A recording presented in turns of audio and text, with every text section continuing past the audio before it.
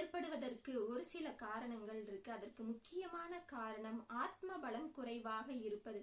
ஆத்ம பலம் குறைவாக இருப்பவர்களுக்கே விபத்து அடிக்கடி ஏற்படும். அதனால அந்த மாதிரி இருக்கிறவங்க உங்களுடைய ஆத்ம பலத்தை அதிகரிக்கிறது நல்லது. ஆத்ம பலத்தை அதிகரிக்க தியானம் செய்யறது அவசியமான ஒரு விஷயம். ஆனா எல்லாருக்குமே தியானம் செய்ய தெரியாது. அந்த மாதிரி இருக்கிறவங்க உங்களுடைய மனதிற்குள் நீங்க எந்த வேலை செய்து கொண்டு இருந்தாலும் அந்த வேலை செய்யும் போது இறை நாமத்தை நீங்க மனதுக்குள்ள ஜெபிச்சுக்கிட்டே இருந்தீங்கனாலும் உங்களுடைய ஆத்ம பலம் அதிகரிக்கும். முக்கியமாக மனதை ஒருநிலைப்படுத்தி இறைவனை வணங்க வேண்டும். வாரத்திற்கு ஒரு முறையாவது விரதம் மேற்கொள்வது ஆத்ம பலத்தை அதிகரிக்கும்.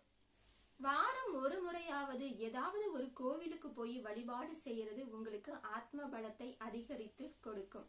முக்கியமாக உடல்நல குறைவு இருக்கு அப்படின்னு நினைக்கிறவங்க, அதாவது விரதமும் இருக்க முடியாது, கோவிலுக்கு போயும் வழிபாடு செய்ய முடியாது அப்படின்னு நினைக்கிறவங்க, உங்களால் முடிந்த அளவு தான தர்மங்கள் செய்யுங்க. அதாவது இறை வழிபாடு செய்ய முடியல, கோவிலுக்கு போக முடியல, விரதம் மேற்கொள்ள முடியல அப்படின்னு நினைக்கிறவங்க மட்டும் தானம் தர்மம் செய்யறதன் மூலமாக தங்களுடைய ஆத்ம பலத்தை அதிகரிக்க முடியும். உங்களுடைய பிறந்த நட்சத்திரத்தின் அன்று நீங்க அரிசி தானம் செஞ்சீங்கன்னா உங்களுக்கு ஆத்ம பலம் அதிகரிக்கும்.